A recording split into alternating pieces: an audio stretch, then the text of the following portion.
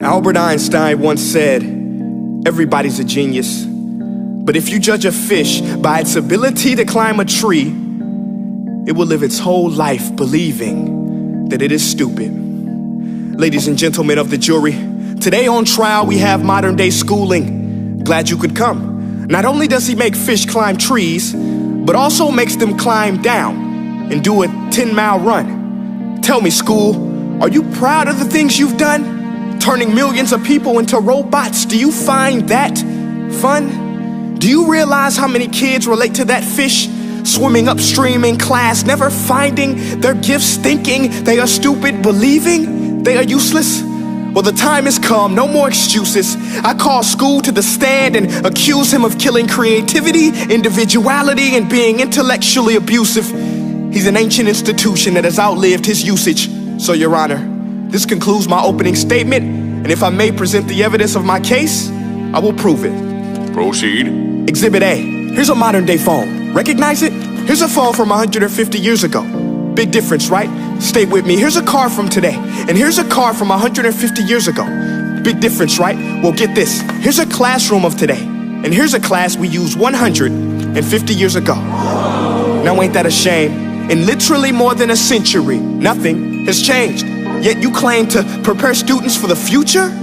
But with evidence like that, I must ask, do you prepare students for the future or the past? I did a background check on you and let the record show that you were made to train people to work in factories, which explains why you put students in straight rows, nice and neat, tell them sit still, raise your hand if you want to speak, give them a short break to eat, and for 8 hours a day, tell them what to think. Oh, and make them compete to get an A letter which determines product quality, hence grade A of meat. I get it. Back then, times were different. We all have a past. I myself am no Gandhi. But today, we don't need to make robot zombies. The world has progressed. And now we need people who think creatively, innovatively, critically, independently, with the ability to connect. See, every scientist will tell you that no two brains are the same. And every parent with 2 or more children will confirm that claim.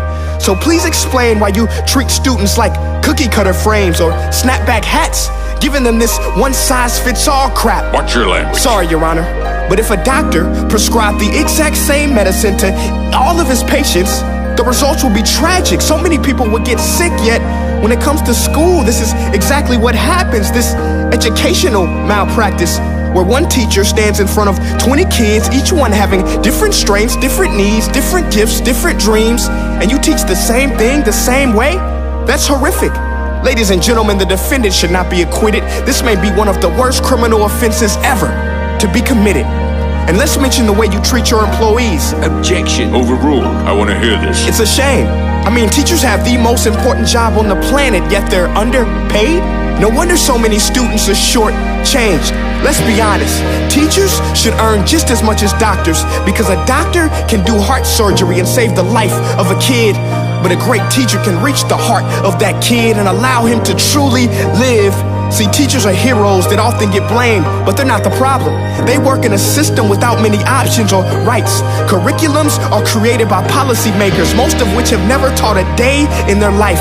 Just obsessed with standardized tests. They think bubbling in a multiple choice question will determine success. That's outlandish. In fact, these tests are too cruel to be used and should be abandoned, but don't take my word for it. Take Frederick J. Kelly, the man who invented standardized testing, who said, and I quote, "These tests are too cruel to be used and should be abandoned." Ladies and gentlemen of the jury, if we continue down this road, the results will be lethal. I don't have much faith in school, but I do have faith in people. And if we can customize healthcare, cars, and Facebook pages, then it is our duty to do the same for education, to upgrade it, change it, do away with school spirit, because that's useless. Unless we're working to bring the spirit out of each and every student, that should be our task. No more Common Core. Instead, let's reach the core of every heart in every class. Sure, math is important, but no more than art or dance. Let's give every gift an equal chance. I know this sounds like a dream, but countries like Finland are doing impressive things.